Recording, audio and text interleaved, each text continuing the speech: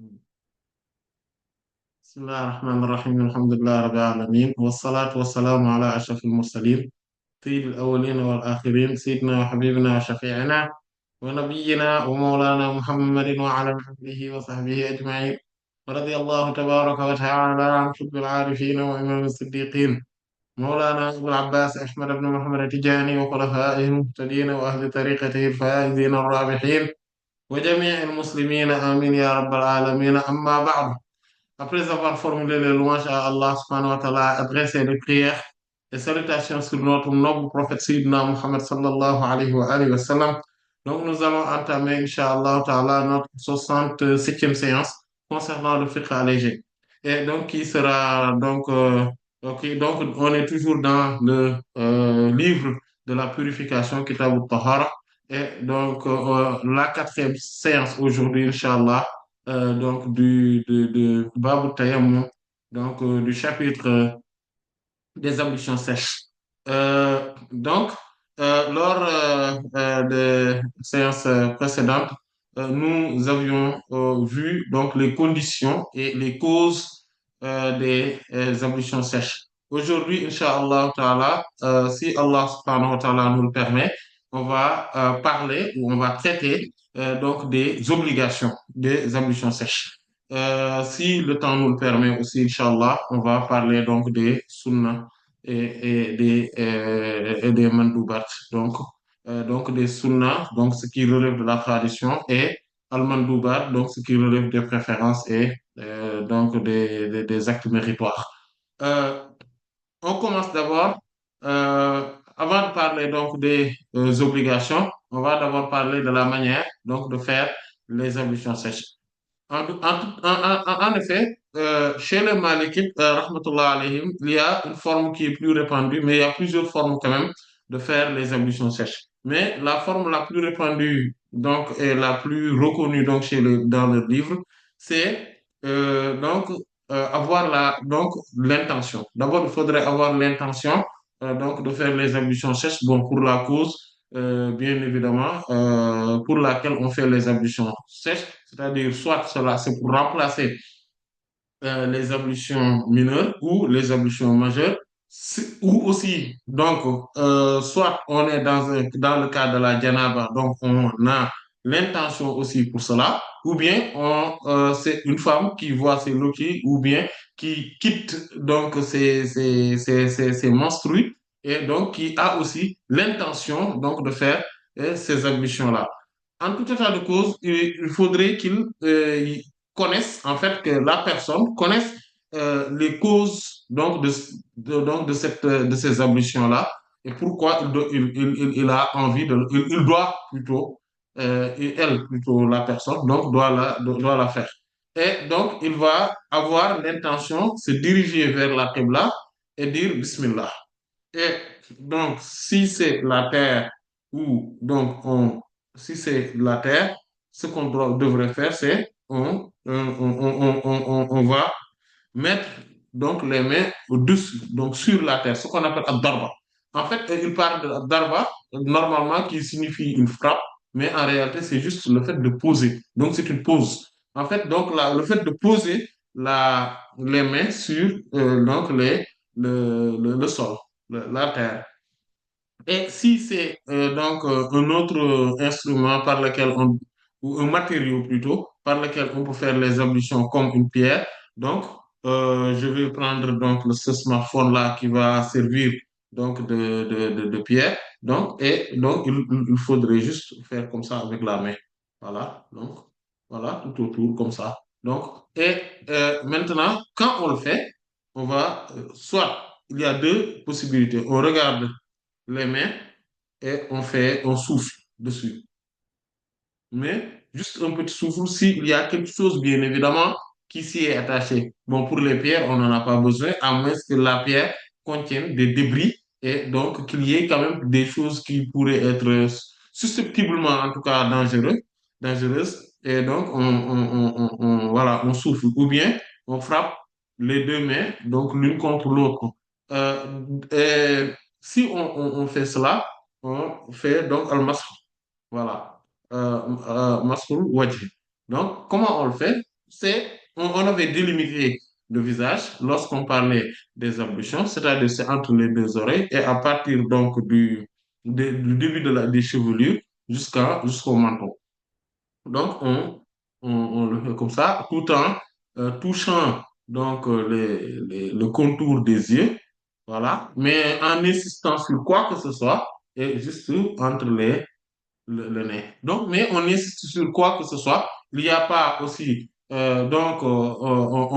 a rien qu'on doit faire sur les barbes. Par exemple, on ne va pas mettre les doigts dans les barbes, dans la barbe, etc. Pourquoi? Parce que tout simplement, ce qu'on appelle al-masх, c'est-à-dire cette forme donc, du fait de passer les mains sur quelque chose, c'est construit sur la facilité, sur la légèreté.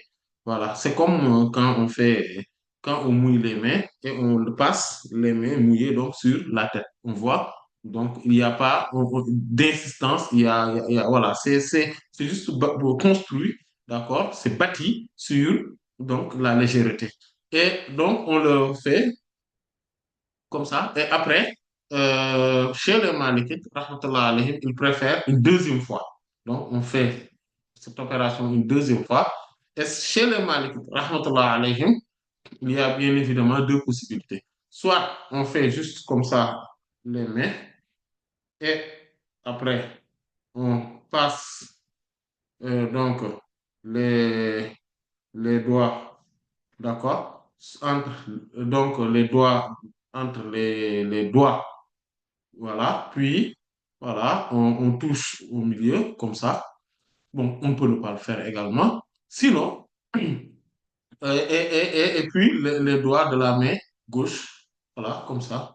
On peut le faire avec n'importe quel doigt. Voilà, juste que entre les doigts, on met, voilà, dessus, on met voilà, on fait passer entre les doigts, donc un autre doigt de l'autre main pour pouvoir compléter les ablutions sèches. Donc, c'est comme ça qu'on le fait, et ça, c'est le minimum. Et le maximum pour les malikites, rahmatullah alayhim, c'est donc le minimum d'abord. On recommence, le minimum pour les malikites. Donc, c'est comme ça, donc le visage et les mains, voilà, en passant comme ça, voilà. Ça, c'est le minimum. Le maximum, c'est donc, après le visage, on refait encore. On refait encore.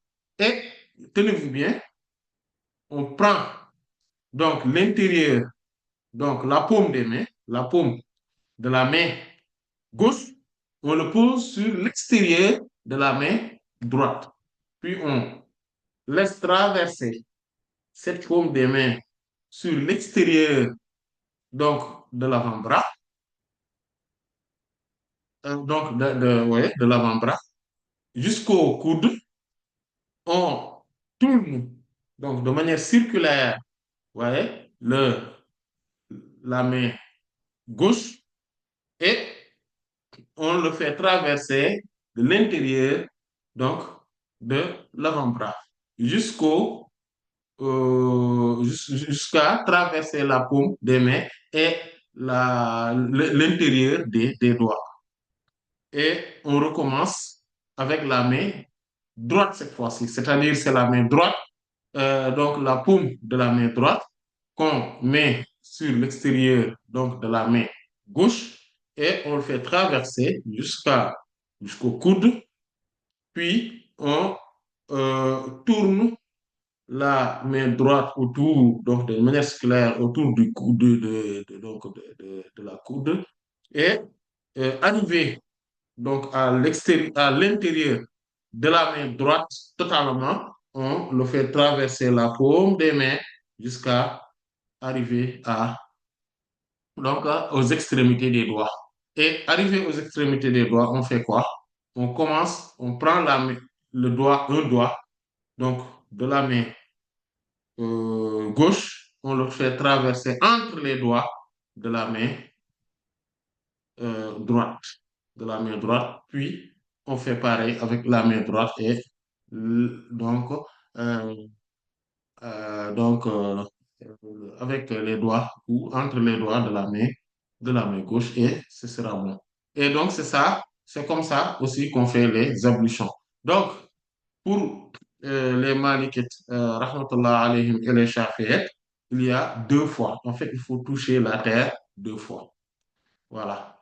Contrairement aux Hanbalites et les Hanafites, rahmatullah alayhim, eux, ils suggèrent de toucher la main donc une seule fois. Et chez les Malikites, rahmatullah alayhim, comme on le verra, Inch'Allah ta'ala, donc c'est la deuxième fois, la deuxième fois qu'on touche la terre ou donc la pierre.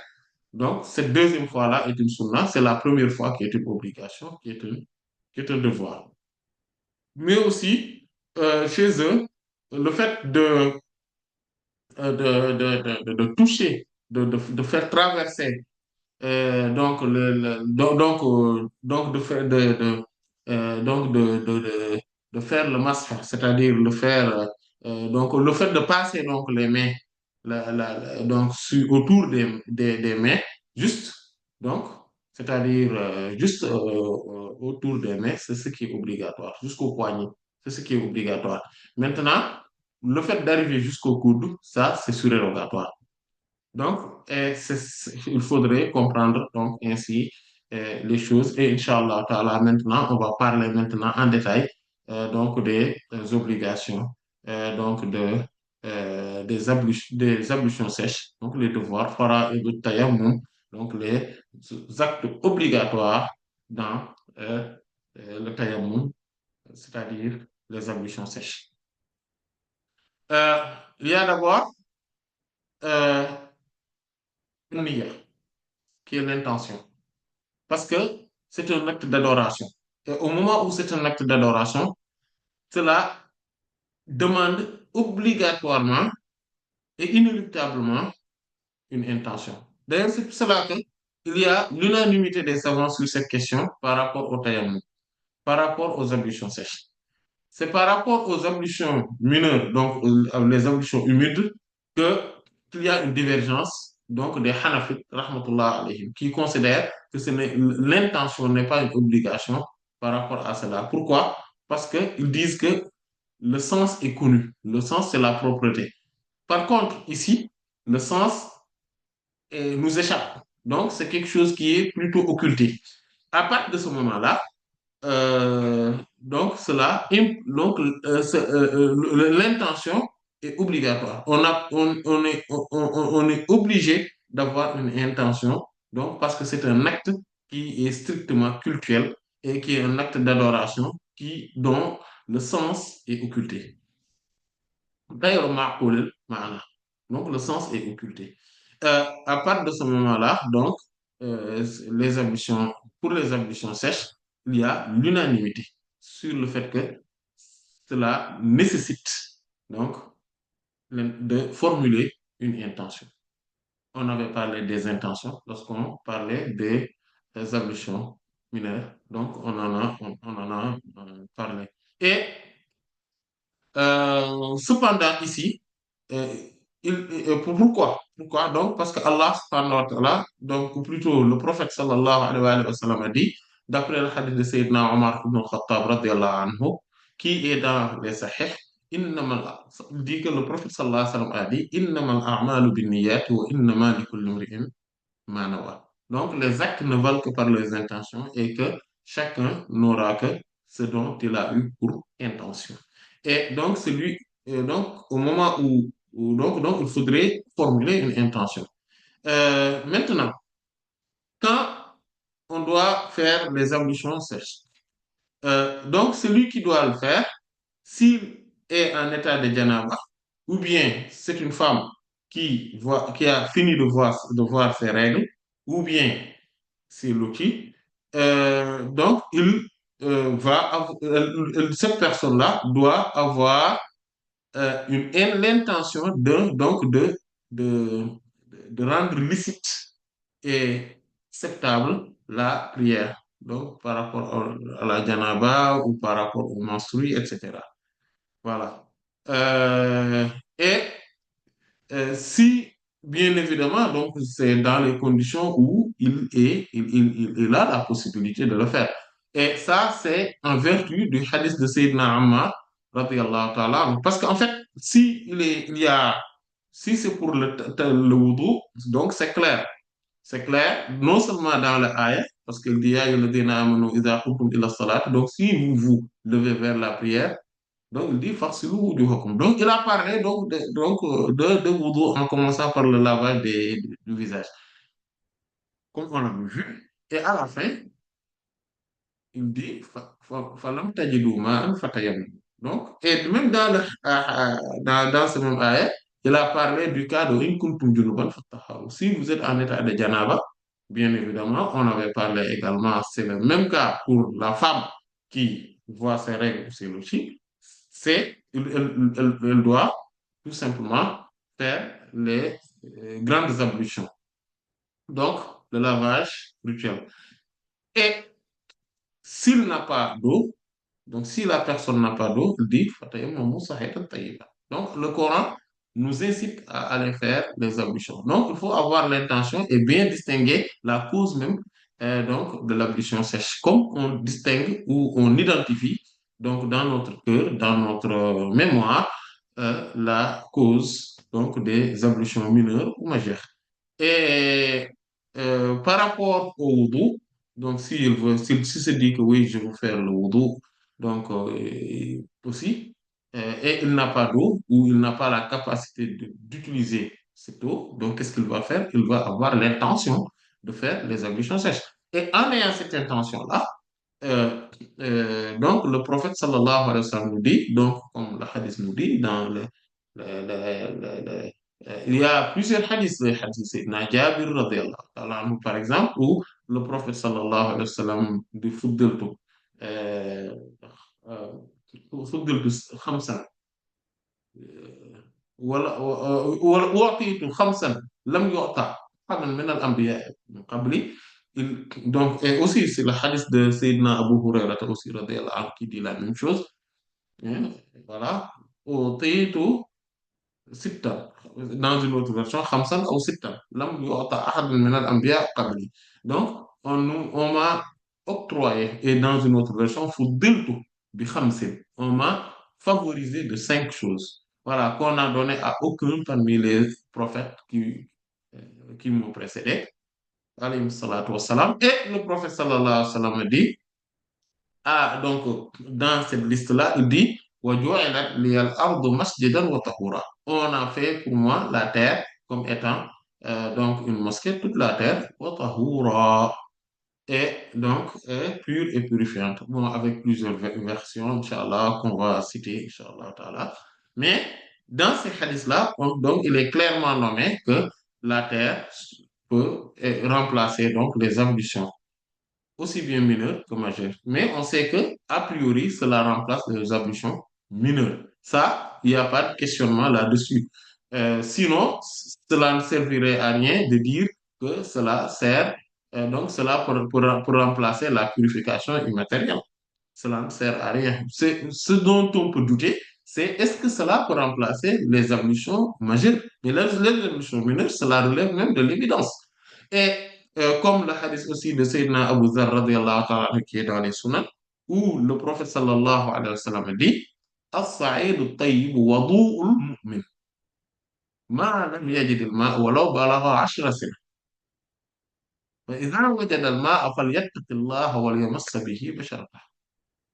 Donc, il dit que la terre, donc, الصعيد الطيب, donc la terre qui est pure, donc il dit wadu'ul mu'min ma lam yajidil ma. Donc c'est le wadu, c'est donc le matériau, en tout cas, d'ablution. C'est-à-dire que ce dont il utilise pour faire les ablutions, il dit ma lam yajidil ma'a, tant qu'il n'a pas trouvé d'eau. Walaw balagha ashra sana. C'est-à-dire, même si cela arrive à euh, ashra sana pendant 10 ans. Il dit, فإذا وجد الماء فليتق الله وليمس به بشرته. S'il trouve de l'eau, il dit, voilà, donc, فليتق الله, qu'il soit craintif, précautionneux vis-à-vis d'Allah subhanahu wa ta'ala et qu'il en touche sa peau. Donc, on voit que ce hadith-là aussi nous montre que par rapport aux ablutions, on peut le faire. Donc, on peut avoir cette intention-là. Maintenant, par rapport aux ablutions majeures, c'est là où il y a une divergence chez les savants. Est-ce que le ayah, donc le ayah, peut nous servir d'argument?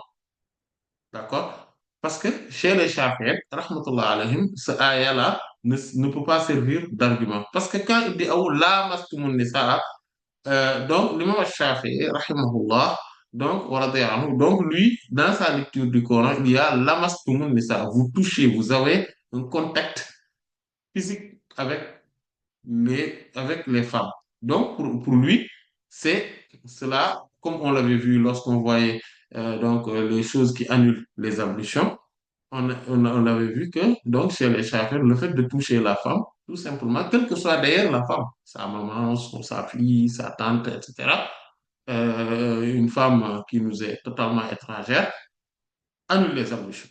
Alors que euh, les autres, donc, dans leur lecture du Coran, donc, ils disent, ah, la mastumun nisa, c'est-à-dire que si vous avez un contact physique mutuel avec les femmes. Donc, c'est une forme de dire, comme c'est dans Abdullah ibn Abbas a dit, c'est une forme juste de dire une relation conjugale.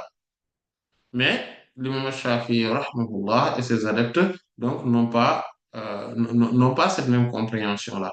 Mais en tout état de cause, chez les Malikites, rahmatullah alayhim, ce ayah, et d'ailleurs, c'est ce qui est logique d'ailleurs, même le simple fait, même si on dit et que vous touchez les femmes, c'est-à-dire que vous ayez un contact physique avec les femmes, c'est juste pour dire que vous avez eu des rapports conjugaux avec eux, c'est tout. C'est ce que cela signifie. Voilà, c'est une forme de dire, c'est une façon de dire. Bon, comme dans tous les pays du monde, de manière générale, ils utilisent ces expressions-là pour parler de rapports conjugaux. Voilà. Et donc, euh, donc, on peut avoir cette intention-là. Mais dans la sunna du prophète sallallahu alayhi wa sallam, il y a le hadith de Sayyidina Ammar radiallahu anhu, qu'on avait vu, lorsqu'il dit بعثني رسول الله صلى الله عليه وسلم في حاجة فأجنبت فلم أجد الماء, il dit فتمعكت dans une autre version فتمرغت في الصعيد كما تمرغ الدم فذكرت ذلك للنبي صلى الله عليه وآله وسلم فقال صلى الله عليه وسلم إنما كان يكفيك أن تصنع هكذا dans une autre version أن تقول بيديك هكذا فضرب بكفه ضربة على الأرض ثم نفضها ثم مسح بهما ظاهر كفه بشماله أو ظاهر شماله بكفه ثم مسح بهما وجهه et donc jusqu'à la fin du hadith. Donc, pour dire que, il dit que le prophète sallallahu alayhi wa sallam m'avait envoyé quelque part, donc pour un besoin bien précis. Et j'avais la janaba, mais je n'avais pas d'eau. Et donc, je me suis retourné sur la terre comme les animaux le font. Parce qu'en fait, lui, il avait compris que, comme le prophète sallallahu alayhi wa sallam, ou comme le Coran nous a dit que si, par rapport aux ablutions, donc il faudrait faire le tayammum, il faut juste faire le masque, donc il faut juste y toucher, faire une pause, donc des mains sur la terre, puis et tout faire passer sur le visage et les mains, lui, j'ai compris que donc, ça, c'est pour les ablutions. Maintenant, comme pour le lavage rituel, c'est-à-dire les ablutions majeures, on lave tout le corps avec de l'eau, voici ce qu'on va faire, c'est quoi? Il va tourner sur la terre. Comme la terre remplace l'eau, donc par rapport aux ablutions, certes, il y a une forme d'allègement, mais cela concerne c'est une certaine partie des ablutions, donc du corps, des membres des ablutions.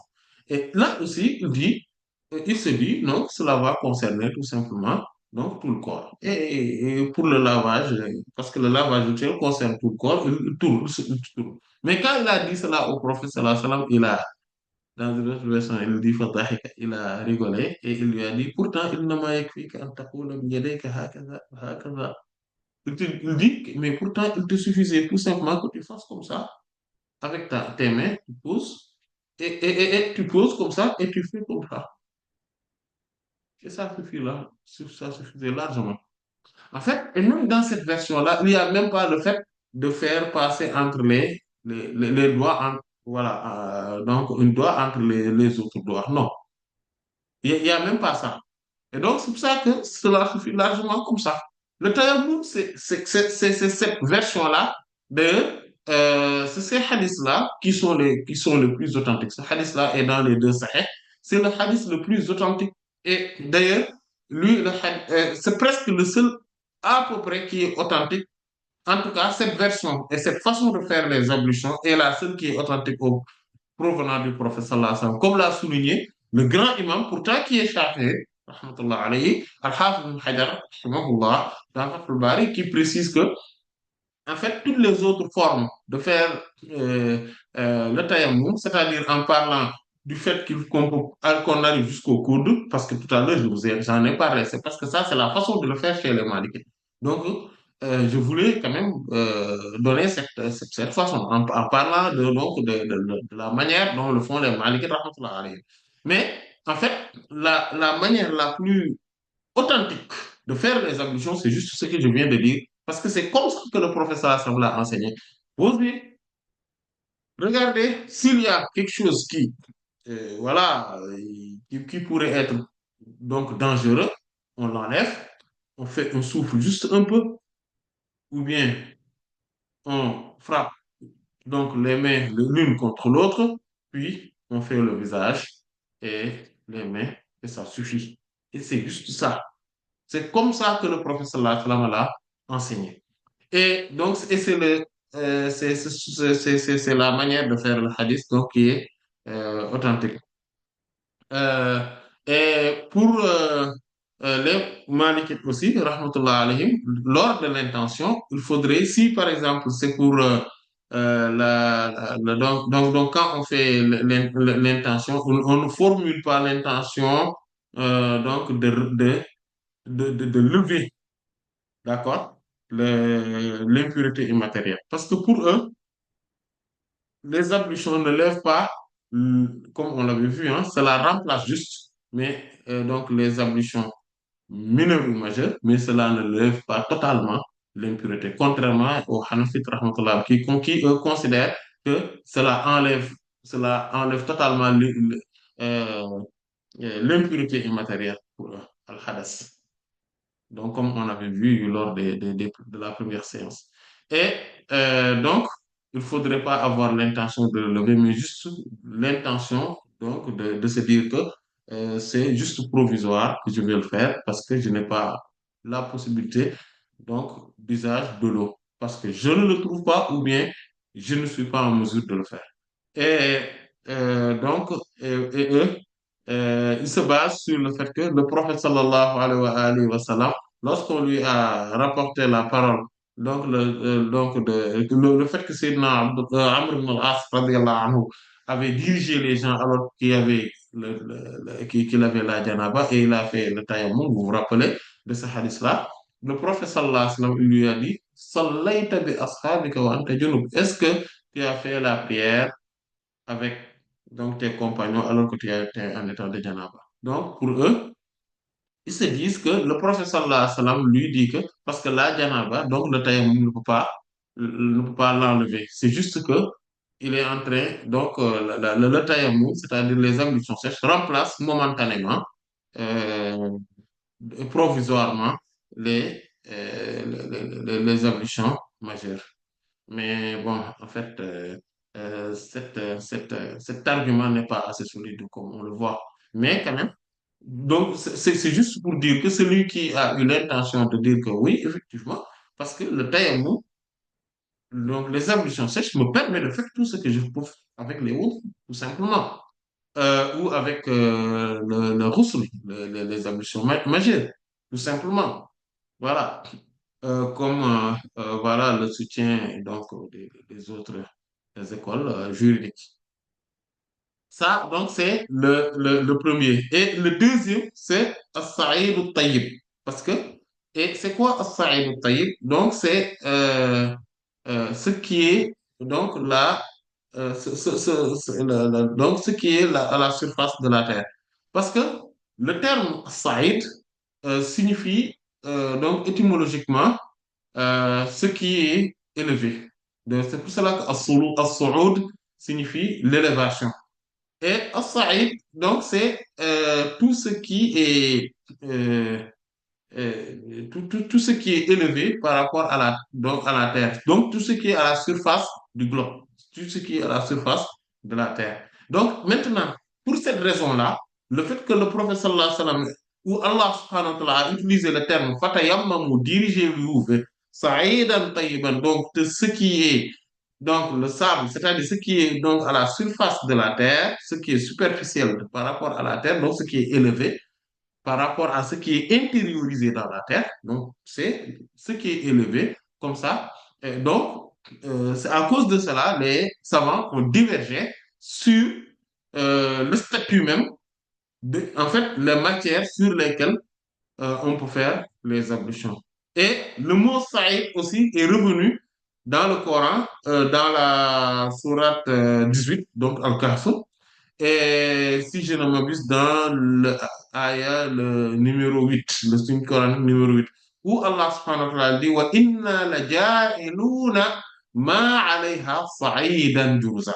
Donc, il dit que puis nous allons sûrement transformer sa surface, ma alayha. Donc, tout ce qui est sur elle, donc, comme il dit, sa'idan juruza. Donc, c'est-à-dire une terre, une donc qui est superficielle et qui est aride. Et, aride. Et donc, à partir de ce moment-là, on voit que c'est ce que ça signifie. Mais quand Allah subhanahu wa ta'ala en parle dans le Coran, il parle de la terre et du sable de manière générale. C'est pour cela que les savants n'ont pas divergé, mais aucunement, sur le fait que le sable en tant que tel, quelle que soit la couleur du sable, quelle que soit son origine, au moment où c'est pur, parce qu'il dit tayyiban, donc pur. Donc, il ne faudrait pas que cela soit souillé. Donc, si remplit ces conditions-là, c'est bon, on peut en faire les ablutions. Donc, comme on l'avait vu dans le hadith de Sayyidina Jabir radiyallahu anhu, il dit khamsan lam yu'tahunna ahadun min al-anbiya qabli. Donc, on m'a donné 5 choses qu'on n'a donné aucunement à aucun parmi les prophètes alayhi salam qui m'ont précédé. Et parmi ces choses-là, donc il a énuméré, il dit وَجُعِلَتْ لِيَ الْأَرْضُ طَيِّبَةً طَهُورًا وَمَسْجِدًا. Donc dans une autre version, et le hadith de Sayyidina Abu Hurairah aussi, il dit وَجُعِلَتْ لِيَ الْأَرْضُ مَسْجِدًا وَطَهُورًا. Et donc, Allah dit que on a fait pour moi la terre donc pure, la terre pure, donc comme étant lustrale, mais aussi comme étant une mosquée. Lustrale, c'est-à-dire pure et purifiante. Donc, c'est-à-dire que il est pur en soi, mais je peux l'utiliser pour me purifier. Voilà. Donc, la terre, donc, de manière générale, mais il y a un hadith de Sayyidina Huzayfa ibn al-Yamani, radiyallahu anhu, qui est dans le Sahih de l'imam Muslim, rahimahullah, où le prophète sallallahu alayhi wa sallam dit Fuddilna ala nasi bi salat. Comme on l'avait vu, ce hadith-là, il dit Ju'ilat sufufuna ka sufufil malaika wa ju'ilat lana al-ardu kulluha masjidan wa ju'ilat turbatuha tahuran idha lam najidil ma. Donc, il dit que nous, Allah subhanahu donc, on nous a favorisé par rapport, ou bien sur les humains, de 3 choses.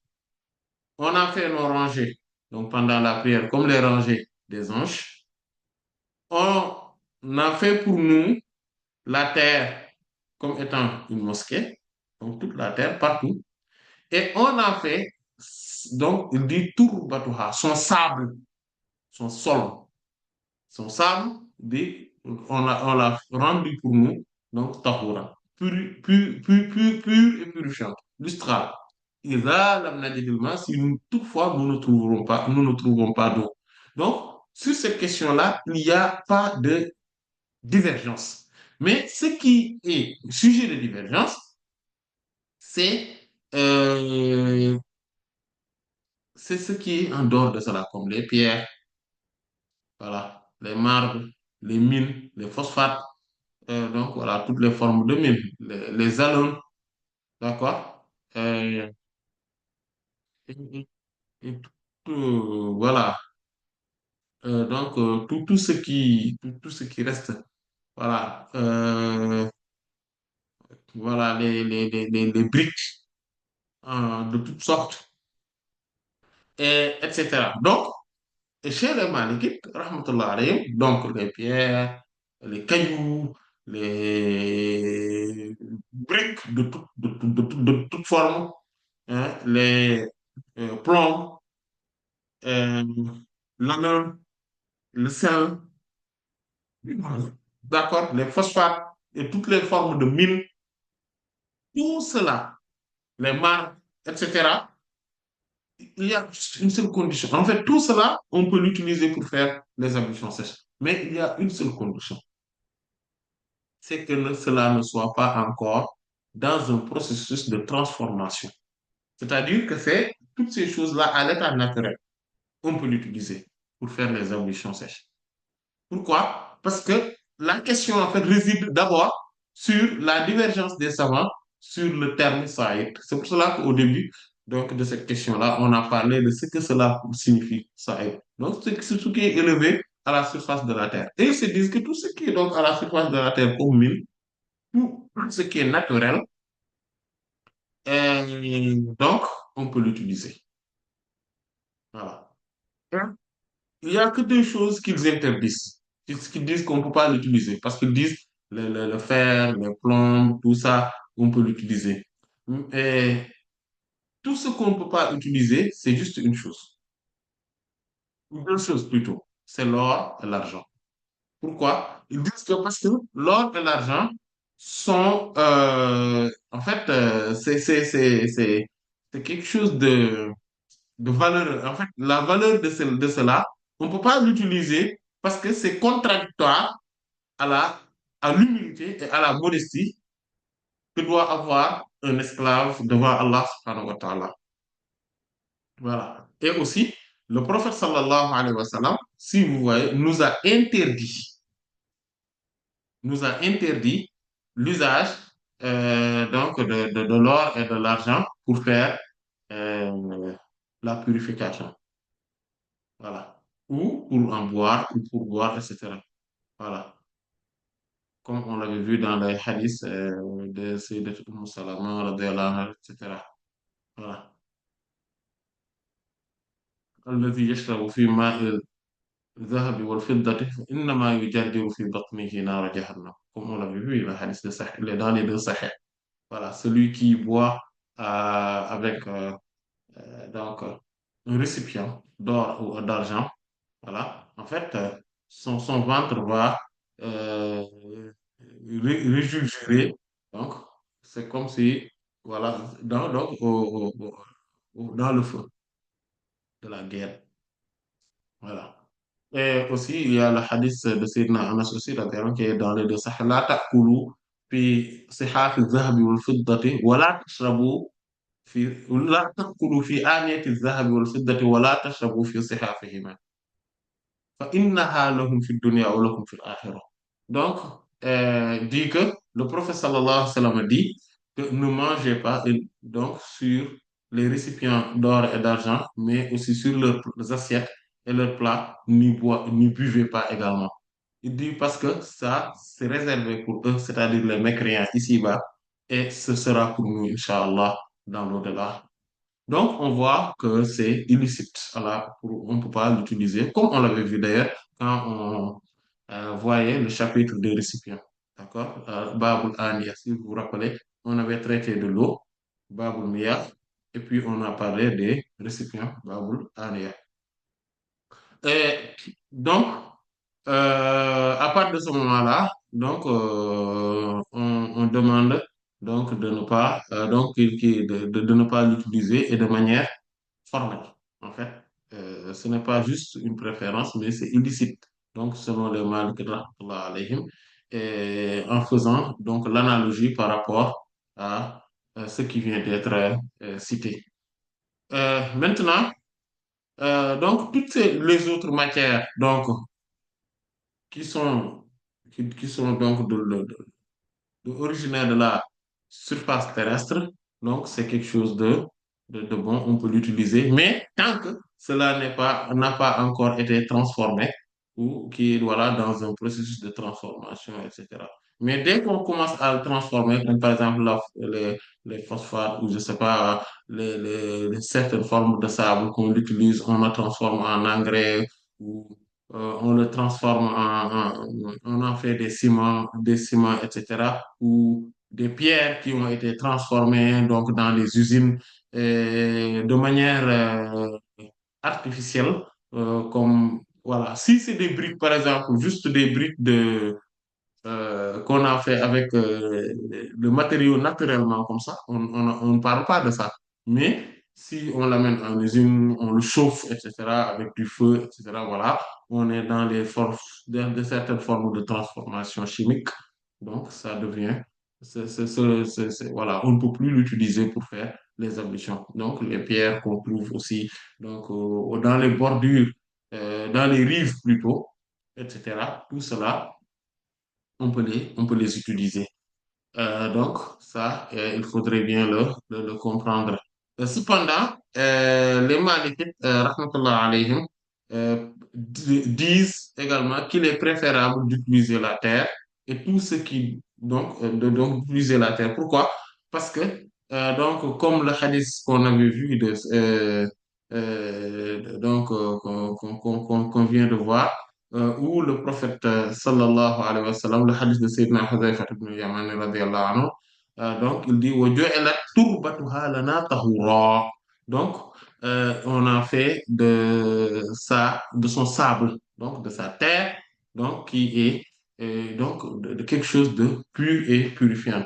À partir de ce moment-là, c'est quelque chose qui est nommément, qui est précisé.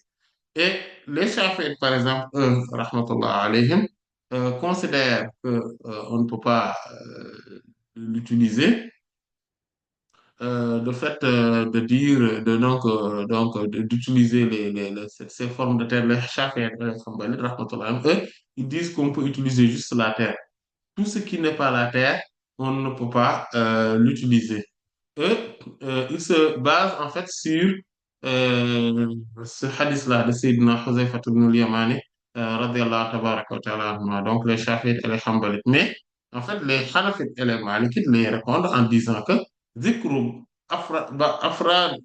ذكر بعض أفراد العموم لا يخصص. En fait, le fait de mentionner des éléments d'un ensemble ne particularise pas ces derniers par rapport à tout l'ensemble. Voilà.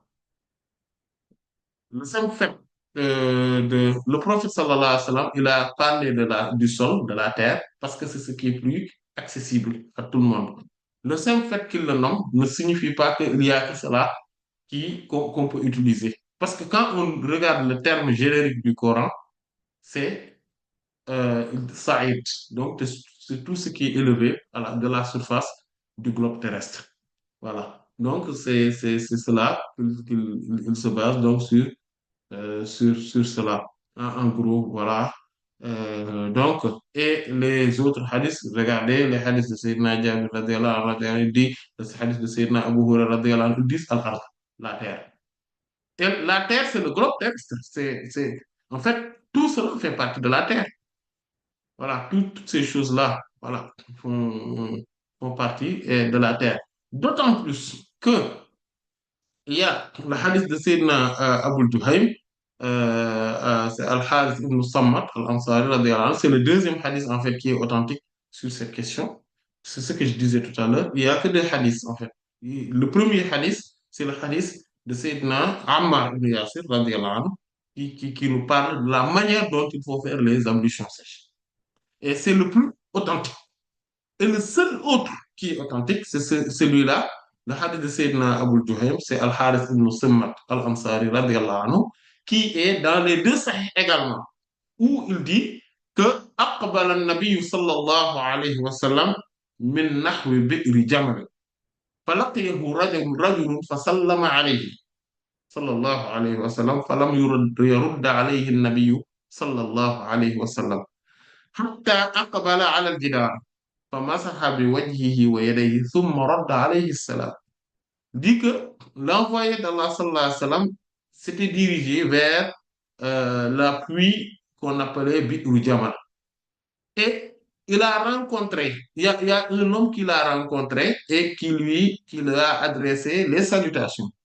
Mais le prophète sallallahu alayhi wa sallam n'a pas répondu jusqu'à ce qu'il se dirige vers un mur. D'accord? Un mur. Et il a posé donc sa main là-dessus. Il a passé donc ses mains sur son visage et ses mains. Et ses mains. Puis il a dit, et puis il a donc répondu, il lui a retourné les salutations.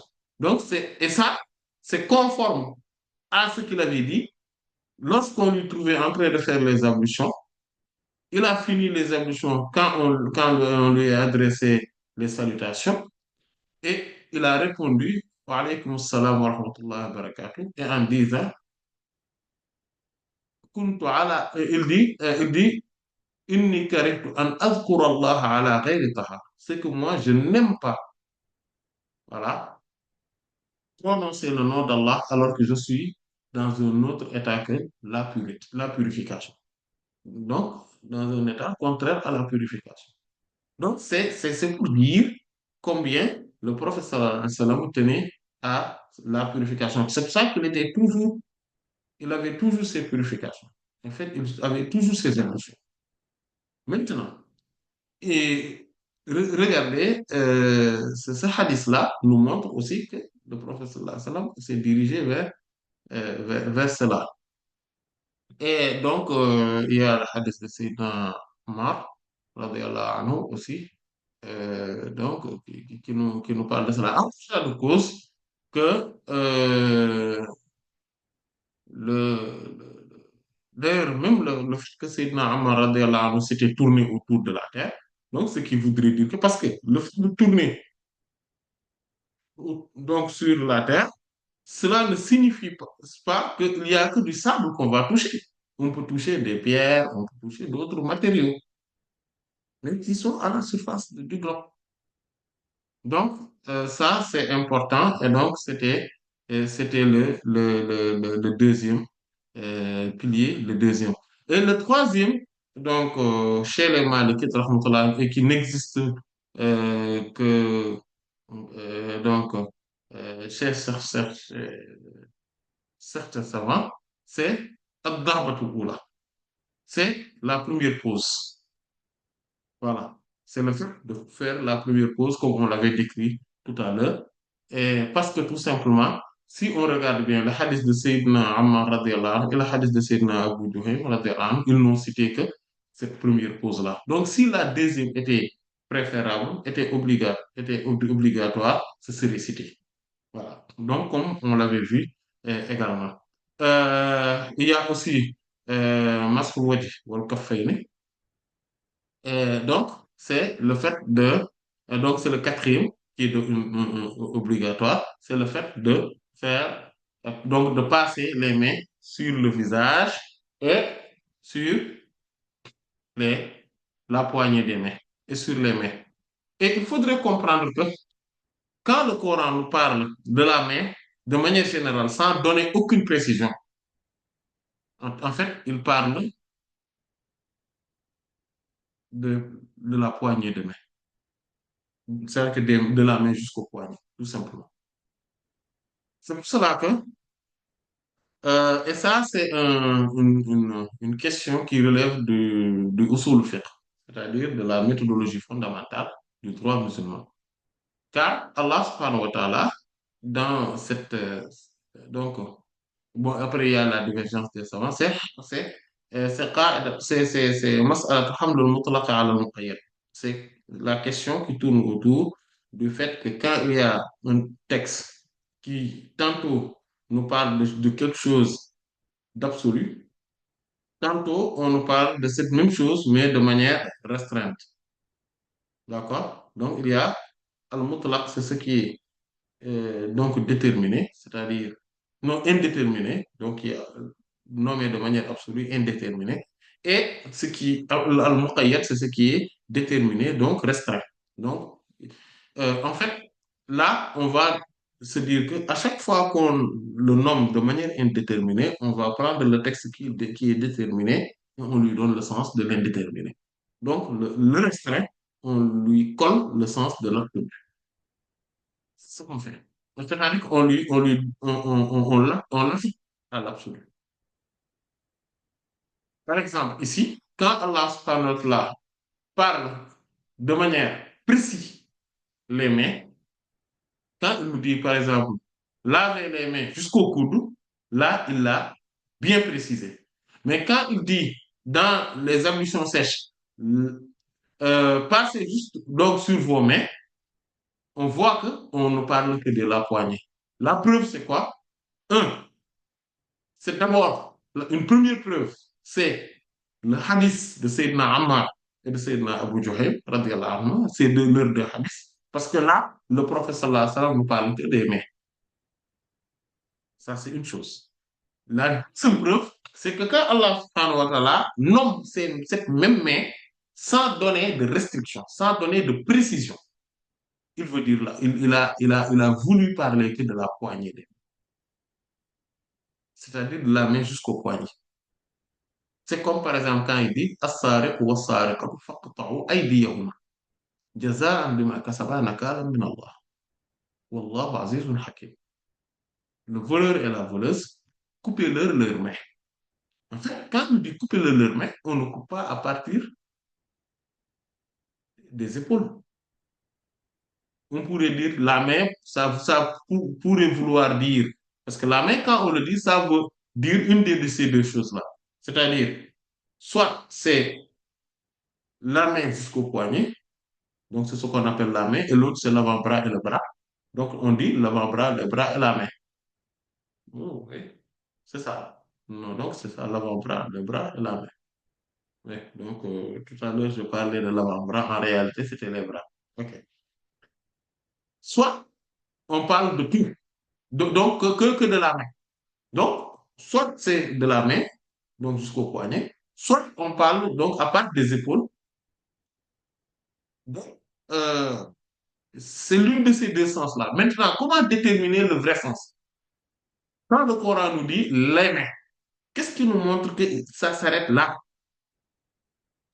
Parce que il y a les hadiths qui nous le précisent.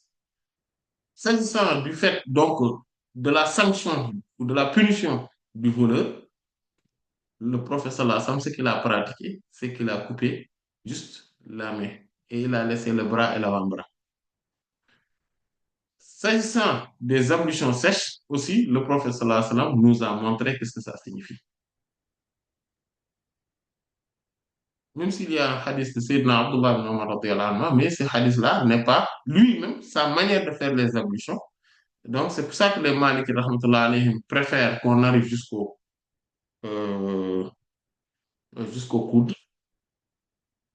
Euh, mais ça, le Sayyidina Abdullah ibn Umar radiyallahu anhu n'a aucunement dit que cela relevait de l'enseignement du prophète sallallahu alayhi wa sallam.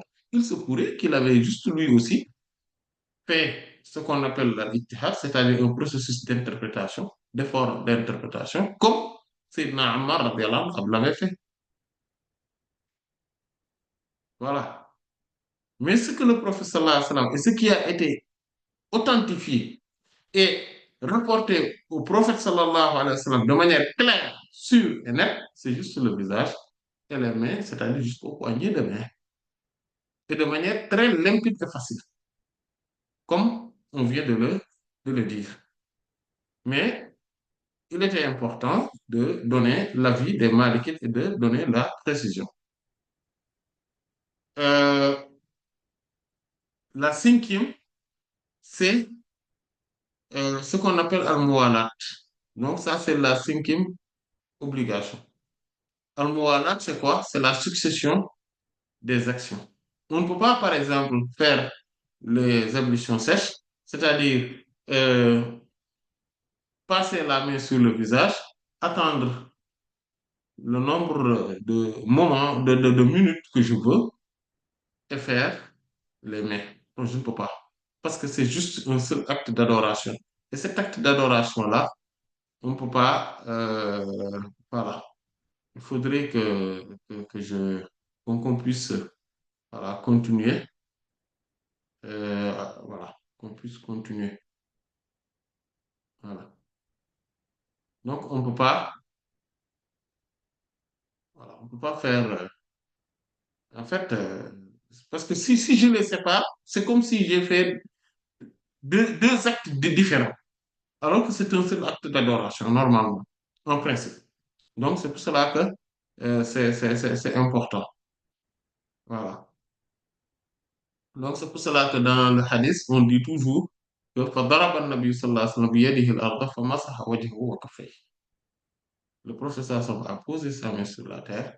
Donc, voilà. Et il a donc euh, fait passer ses mains sur son visage et كفّيه.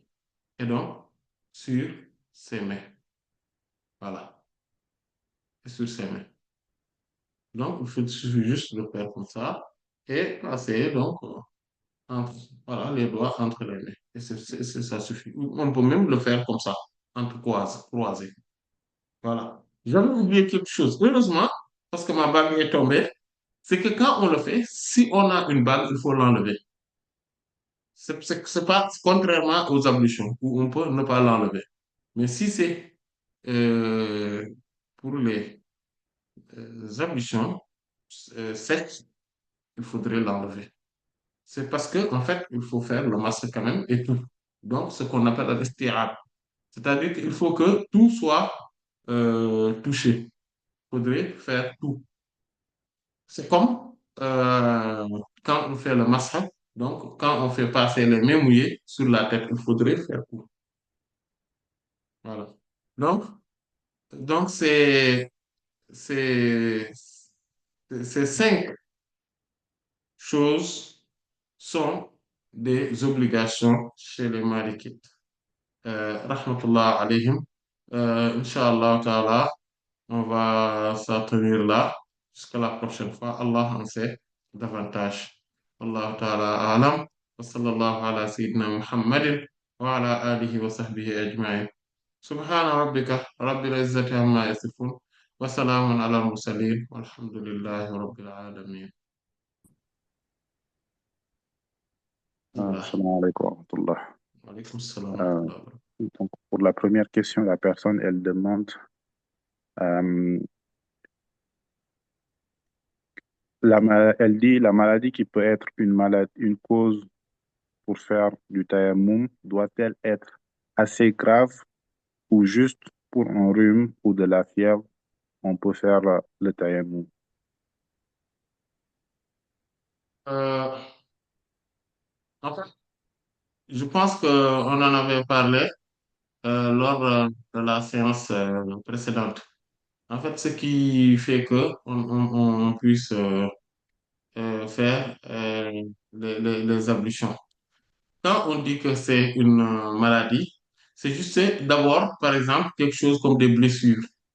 Donc, ce qui fait que on ne peut pas utiliser l'eau à cause donc de la blessure ou une maladie dont on a peur donc que cela puisse causer la mort, ou bien une maladie dont on a peur que si on touche l'eau, par exemple, voilà, on se lave ou on fait les ablutions avec, que, que cela ne va pas, cela va durer encore plus longtemps. Par exemple, si c'est une rhume qu'on a, ou on a mal à la tête, etc. Par exemple, quand on a mal à la tête, cela ne nous empêche pas de faire les ablutions parce que, bon, à mon humble, dans mon connaissance, j'ai jamais entendu parler, bon, il se pourrait, hein, mais je n'ai jamais entendu parler que le fait que, que les maux de tête, d'ailleurs, au contraire, les maux de tête, on a même besoin de toucher de l'eau. Voilà, quand on a une fièvre, parfois, on a besoin de toucher de l'eau. Mais si, par expérience, ou bien par l'information de médecin, ce fait de toucher de l'eau va allonger la durée de la maladie, donc va faire que cela va donc, on arrive tardivement à la guérison, ou bien que la maladie va augmenter d'intensité, etc. Donc, c'est dans ces cas de figure-là. En fait, il faudrait vraiment savoir si le fait d'être en contact de l'eau va augmenter la maladie ou pas, ou bien va augmenter la durée de la maladie ou pas, ou bien cela retarde donc la guérison ou pas. Voilà, c'est ce qui va impacter sur la chose. Et par contre, si c'est bien évidemment des blessures, etc., tout ça, ou des fractures, voilà, quelque chose comme ça, donc là, de toute évidence, on va faire les ablutions sèches. Maintenant, tout cela parfois nécessite de l'information de la part d'un médecin donc expérimenté ou bien de notre propre expérience tout simplement par rapport à ce qu'on a remarqué par rapport à notre santé parce que parfois aussi on se connaît mieux que les autres. C'est-à-dire que parfois on a par expérience on voit que ah moi il y a quelque chose, à chaque fois que cela m'arrive, une forme de maladie, à chaque fois que cela m'arrive, ou bien des douleurs, à chaque fois que cela m'arrive, ou une certaine forme de fièvre, à chaque fois que cela m'arrive, si je touche de l'eau, cela augmente l'intensité ou bien cela augmente la durée donc, de cette maladie-là. Et à partir de ce moment-là, à cause de cela, on peut faire les ablutions sèches. Wallahu ta'ala a'lam. Jazakumullah khair. Du coup, pour la deuxième et dernière question, la personne, elle dit, en partant de l'avis des Malikites qui considèrent tout être vivant comme pur, est-il aussi haram comme pour le chien de laisser mourir, par exemple, un porc pour utiliser ce qu'il nous reste comme eau pour ses ablutions? En fait, eux, ils disent, rahmatullah alayhim, par rapport à cette question, que cette eau-là qu'on n'a pas la possibilité d'utiliser à cause donc d'un être vivant, eux ils se disent que c'est un être vivant qu'ils disent que qui est muharram, c'est-à-dire qui a ou bien qui a une horma. Horma, c'est une certaine forme d'honorabilité. C'est-à-dire, même le chien dont ils parlent, eux, ils parlent du chien qui est le leur, c'est-à-dire euh, euh, qui est licite donc à avoir.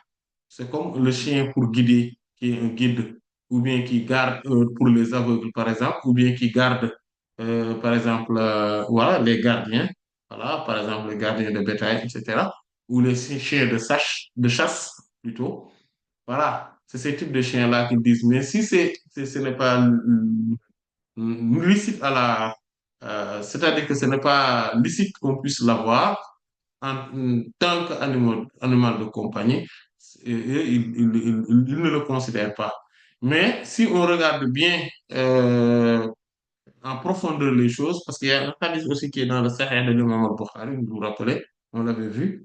Donc, la personne qui était relativement un pervers, et donc parmi les fils d'Israël, si vous vous rappelez, donc qui avait aperçu. D'ailleurs, l'imam al-Bukhari l'utilisait pour dire que, pour parler du fait que le chien n'est pas en soi une impureté, et que l'eau qu'il a touchée n'est pas du tout une impureté. Parce que, en fait, et donc, le prophète sallallahu alayhi wa sallam dit que ce chien-là, donc la personne avait bu. Donc, il avait ses chaussures. Donc, comment on les appelle ces formes de chaussures-là? Montantes, ces chaussures montantes-là, c'est comme les chaussures des militaires, tout ça. Voilà. Les Timberland, là, qui sont élevés, tout ça, ces formes de chaussures. En fait, donc, il a utilisé, il a pris, donc, voilà, je sais pas comment on dit, les lacets là. Il les a pris et voilà, il l'a allongé et il l'a mis il est descendu dans le puits. Il a pris de l'eau avec, il a bu. Et quand il est arrivé à satiété, il s'est dit, il s'est soulagé, quoi. Et comme c'est dans une zone montagneuse, il a aperçu un chien qui venait et il a su que ce chien-là, vraiment, donc c'était pas le sien, c'était pas un chien qui était licite à l'adoption. Pourtant, le prophète dit, sallallahu alayhi wa sallam, cette personne-là, il a dit que, ah, ce chien-là, peut-être qu'il a eu soif, exactement comme moi j'avais eu soif. Quand il est arrivé, il lui a donné avec ses bottes. Donc, il lui a donné voilà, ce sont des bottes. Donc, il lui a donné de l'eau. Le chien, donc, a bu jusqu'à satiété elle aussi, lui aussi, et il est parti. Et Allah, le prophète dit que ça, c'est à cause de cela qu'Allah a pardonné à cette personne-là. Donc, on voit bien que même ce type d'animaux, donc, aussi, voilà, ils peuvent être considérés ainsi. Mais si on voit que les Malikites, rahmatullah alayhim, l'interdisent, en fait, ou bien en tout cas n'intègrent pas ce type d'animal, c'est-à-dire un chien qui n'est pas licite à l'adoption, ou en tout cas à considérer comme étant un animal de compagnie. Pourquoi les Malikites ne l'ont pas intégré? C'est aussi parce que le prophète sallallahu alayhi wa sallam a dit, quand il dit que si les chiens, là, لو أن لم تكن الكلاب أمة, si les chiens n'étaient pas une nation, vous voyez, donc une communauté entière, une nation, il dit, je les aurais tués. J'aurais demandé qu'on tue tous les chiens. Donc, on voit que, bon, donc, voilà, il y a cet aspect-là. Et le prophète sallallahu alayhi wa sallam, il dit, Khamsul Fouaïsiq, donc aussi le hadith qui est dans les Sahih, où il dit il y a 5 qui sont des fasiq, c'est-à-dire ce sont des pervers parmi les animaux. Et parmi eux, donc il y a Al-Kalbul Aqur, c'est ce qu'il a cité en premier, c'est-à-dire que le chien euh, qui attaque les gens. Voilà. Donc il attaque les gens. Voilà, il a commencé par ça. Et donc il a cité aussi le serpent, donc le scorpion, Al-Fa'ratu. Euh, Al-Fa'ratu, c'est le rat, ok? Et il a cité le milan, Al-Hada'at, le milan. Donc c'est une forme d'oiseau qui est une forme donc d'oiseau qui existe donc en Australie et qui voilà qui attise donc les feux. Voilà. Donc vous voyez, donc tout cela nous montre qu'il y a des types d'animaux et qui ne sont pas du tout voilà, on ne peut pas sauver, par exemple, ces types d'animaux-là. Et le porc aussi, probablement ou très probablement pourrait en faire partie au moment où le prophète sallallahu alayhi wa sallam dit qu'à la fin des temps, Sayyidina Isa alayhi salam, quand il viendra, il va casser les as-salib, c'est les croix, il va les casser et il va tuer tous les porcs.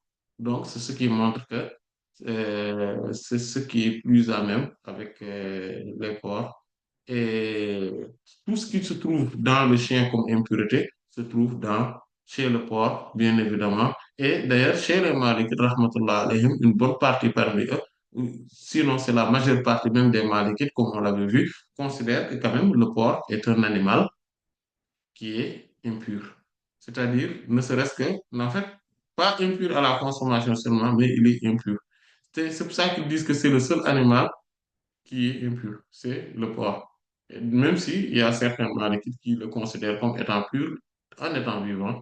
Et donc, en tout état de cause, vu tout cela et toute cette forme de subtilité dans les choses, on peut considérer que le porc n'en fait pas partie. Pour revenir à votre question, le porc n'en fait pas partie de ceux qu'on pourrait... en tout cas, on ne peut pas se priver de faire les ablutions parce que on doit sauver un porc. Allah en sait davantage. Wallahu ta'ala alam.